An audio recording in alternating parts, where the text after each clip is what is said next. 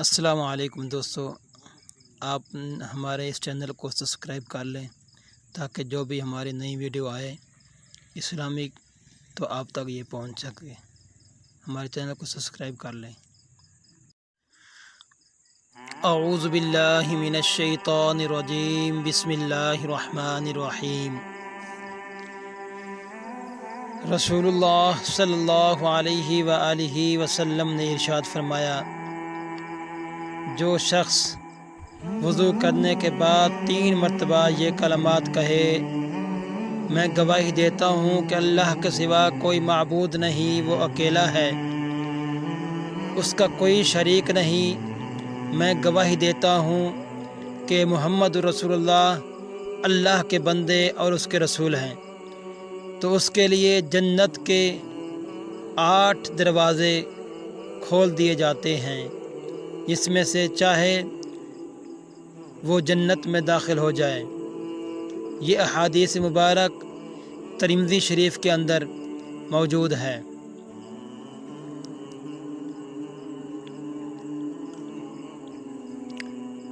حضرت ابو ہریرہ سے روایت ہے کہ ایک صحابی رسول اللہ صلی اللہ علیہ وسلم کی خدمت میں حاضر ہوا، عرض کیا، یا رسول اللہ، میرا اچھا سلوک کا سب سے زیادہ حقدار کون ہے؟ فرمایا، تمہاری ماں۔ پھر پوچھا تو آپ نے فرمایا، تمہاری ماں۔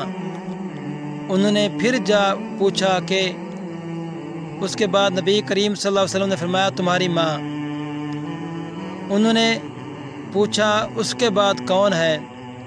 نبی کریم صلی اللہ علیہ وآلہ وسلم نے ارشاد فرمایا، تمہارا باپ ہے۔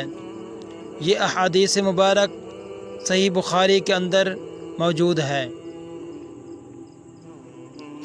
رسول اللہ صلی اللہ علیہ وآلہ وسلم نے فرمایا، جمعہ کا دن 12 سعادت گھڑی کا ہے، اس میں ایک سعادت گھڑی ایسی ہے کہ کوئی مسلمان اس سعادت کو پا کر اللہ تعالیٰ سے مانگتا ہے تو اللہ عز و جل اسے ضرور دیتے ہیں، لہذا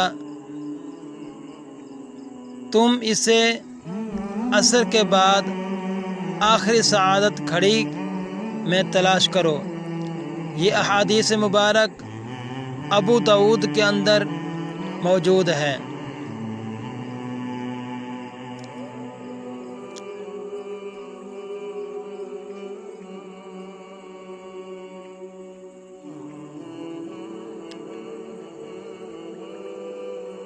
رسول اللہ صلی اللہ علیہ وآلہ وصحبہ وسلم نے